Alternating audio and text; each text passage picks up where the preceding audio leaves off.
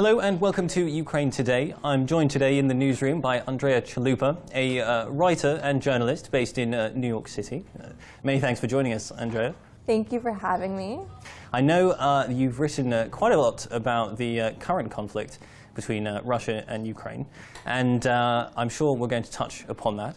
But first, I was hoping you might be able to tell us a little bit about this book here in my hand, Orwell and the Refugees, the Untold Story of Animal Farm.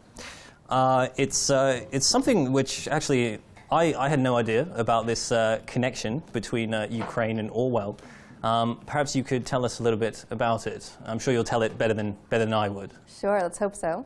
So the book actually came out of a screenplay I wrote about George Orwell struggling to publish Animal Farm, the book that made him famous. I was working on this screenplay, it started 10 years ago, and it was very much about the propaganda war that covered up Stalin's genocide famine in Ukraine, known as the Holodomor. So I tell the story of the Holodomor in my script through the eyes of this 27-year-old Welsh journalist, Gareth Jones, who sneaks into Donbass, interviews survivors of the famine, escapes the Soviet Union, exposes this huge story, and the famine becomes like the #1 news story in the world for a brief moment, and then suddenly Jones is killed in mysterious circumstances, research suggests by the NKVD, and in Moscow you have the Russian secret service exactly, at the time yeah. in the Soviet Union. Yeah, and then you have in Moscow Pulitzer Prize winning reporter Walter Duranty and other leading voices in the media writing in their newspapers, there is no famine here, imagination, and the famine remains buried for generations. But what I do is I show that the truth is slowly coming out through this struggling writer in London by the name of George Orwell, who writes Animal Farm, which is really exposing what was really going on behind the Iron Curtain. And my script ends with the book ending up in the hands of these young Ukrainian refugees from Ukraine, stranded in a refugee camp in Germany, who get a hold of a copy of Animal Farm and understand immediately what Orwell was trying to say. And they, of course, in this camp, in one of the camps in Germany, Heidenau, was it? Heidenau, yeah. Heidenau. They printed what was, I believe, the first ever version of Animal Farm in translation, which was in Ukrainian. So it was actually done in Munich, but the fact that it went all the way up to Heidenau shows that they were distributing these copies that big, far and wide. It was like Kolhoz Tvarin, as it's called in Ukrainian, Animal Farm, was a hot seller. It was actually in Heidenau, the camp you pointed out. My mother was born there. My uncle went to grammar school, and his teacher in the grammar school, which was self-organized by these refugees, insisted that his students read Animal Farm. So the book, which is assigned reading, as you know, in the UK and the US, it was assigned reading for the very first time in a Ukrainian refugee camp. And your uncle, who read it in the refugee camp, he kept that copy with him for the rest of his life. And is he still alive today? He actually passed away last September. I'm very sorry to hear that. Thank you. He was an extraordinary man. He was a literature professor at Rutgers University.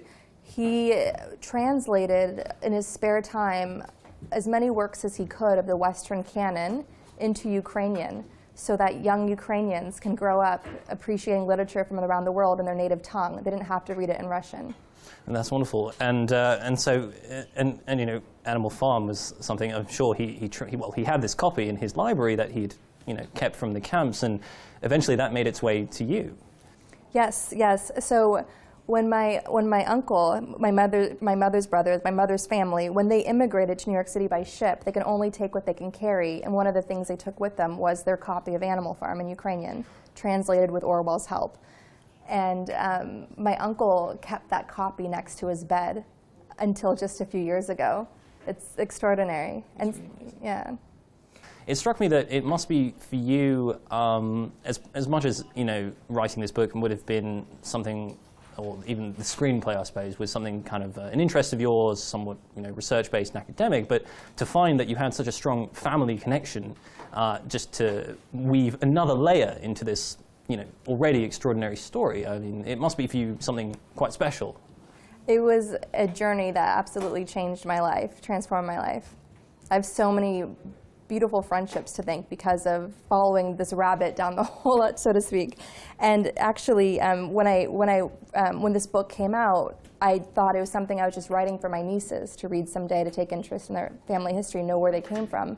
And I was actually absolutely shocked when I got a call from National Public Radio, BBC, and other media to talk about this book, and also invitations to speak around the US and Europe, and as well as a 2-week book tour across Canada. And when I came back from all those speaking engagements, that's when Euromaidan was starting. And through all the relationships with the Ukrainian communities I had built up around the world through this book, I was able to launch a social media movement called Digital Maidan. I created a Facebook event page where I invited 99 people I'd met through all my work on the book to join me on Twitter 2 days later to post messages at the same time, creating a Twitter storm to alert the world what was happening, the violence against the protesters. No one, the West was barely covering it then. They were obsessing instead. I remember CNN was focused on Justin Bieber's arrest in Miami. So when I launched this Facebook event page, 2 days later, 30,000 people had been invited. And within minutes, we all flooded Twitter together, and we made Ukraine trend #1, beating out Justin Bieber and the Grammys that happened the night before. You must have felt, I mean, did you feel at the time strong echoes of this story and what happened, and the need to, carry on the tradition of making sure people know what's really going on? It's a very interesting question, because I started out to honor my grandfather's history and the history of so many other people who Stalin thought he could just make disappear. And the deeper I got into the research and the more I went to these universities and spoke about this history, the more I started talking about Soviet history as a way to almost prepare for what was coming next. It was very strange. I remember speaking at a university in Canada and saying, this is important, you must learn about how their resistance methods in the refugee camp. And you must learn about how they resisted being sent back to the Soviet Union, because this could happen again. And then Euromaidan broke out, and you saw it all over again. And I had no idea that. I feel now that when I study Soviet history, it's really, really to understand, like, how can we fight back that evil again? But I didn't think that starting out. But it's just unfortunate that history is repeating. It does seem to be quite legitimate to draw comparisons. I mean, I know it's not on the same scale, because we talk about the Holodomor, where millions of Ukrainians died, and okay, we're not talking about crimes on that scale, but it does seem that in our age there is a campaign going on here to sort of hide what's actually happening in East Ukraine, for example, where we have the war. So, I mean, do you think it's appropriate to draw these comparisons? Absolutely, without question.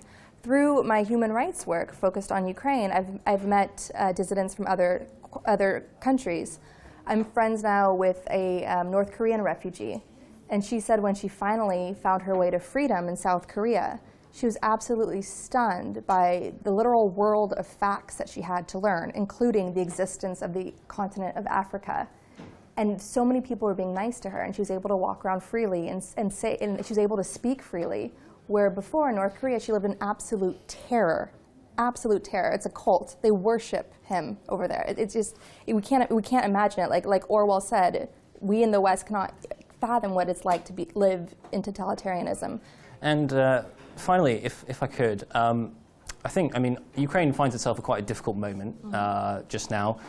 With the war in the East, and at the same time it's trying to enact reforms and really striving to move towards a new future, a new truly post-Soviet future.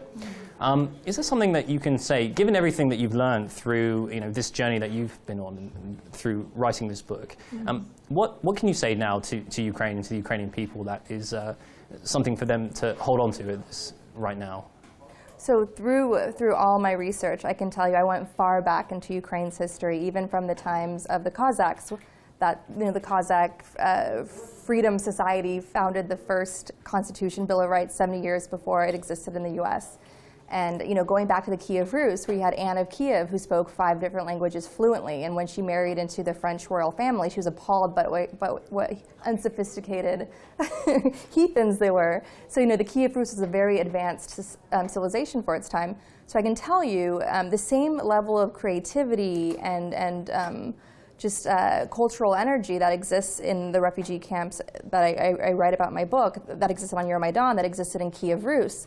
That is in Ukrainians' DNA, and that is what's going to keep them alive. And that's why Ukraine is going to be here many, many, many centuries after Putin's gone. And that's I have absolute confidence.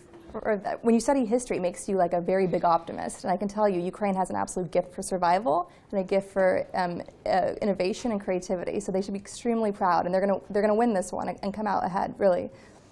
Excellent. Well, I think that's a very nice and optimistic note to end our discussion on. Andrea Chalupa, many thanks for Thank you so much. joining us today in the Ukraine Today studio. This is Rahim Tula. I've been joined today by Andrea Chalupa, author and journalist based in New York. Stay with us. You're watching Ukraine Today.